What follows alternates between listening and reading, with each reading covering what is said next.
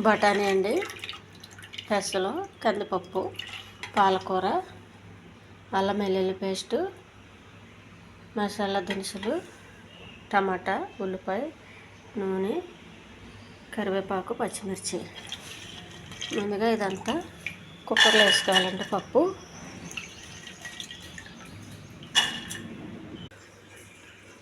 కొద్దిగా చింతపండు, అల్లం వెల్లుల్లి పేస్ట్ అండి, కొంచెం ఉప్పు, పాలకూర వేస్తాం కాబట్టి ఉప్పు తక్కువ వేసుకోండి, కొద్దిగా కారం, చిటికెడు పసుపు, ఒక పచ్చిమిర్చి, 2 టమాటాలండి, పాలకూర,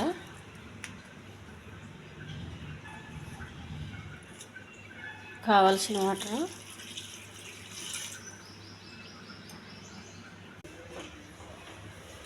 కుక్కర్ మూత పెట్టేయాలండి.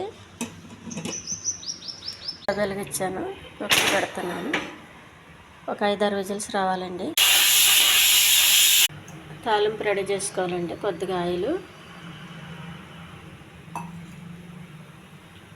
ఆయిల్ ఎక్కువైందండి, కొద్దిగా తీసేయాలి.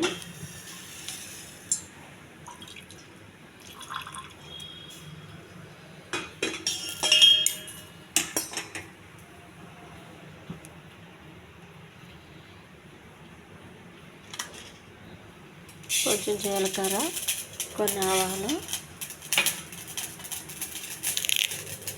కరివేపాకు, తాలింపు రెడీ అయిందండి. స్టవ్ ఆఫ్ చేయాలి. పప్పు రెడీ అయిందండి. పప్పు గుత్తో మెత్తగా చేసుకోవాలి.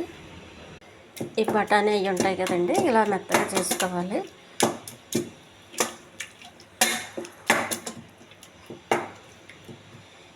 చేసి పెట్టుకున్న తాలింపు, పప్పులో వాటర్ అండి. ఇది మనకు కావాలంటే కొద్దిగా వేసుకోవచ్చు పలసదనం కోసం. ఈ ఛానల్ నచ్చితే సబ్స్క్రైబ్ చేయండి, షేర్ చేయండి, లైక్ చేయండి. ఈ టమాటా పప్పులు వేసేయాలండి. తినేటప్పుడు చాలా బాగుంటుంది. ఇది అన్నంలోకి అయితే చాలా టేస్ట్గా ఉంటుందండి. చపాతీకి కూడా బాగుంటుంది.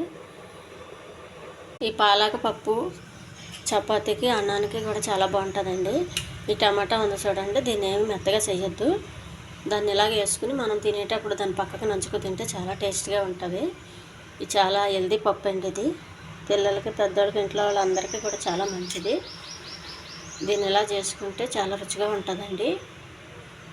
హెల్దీ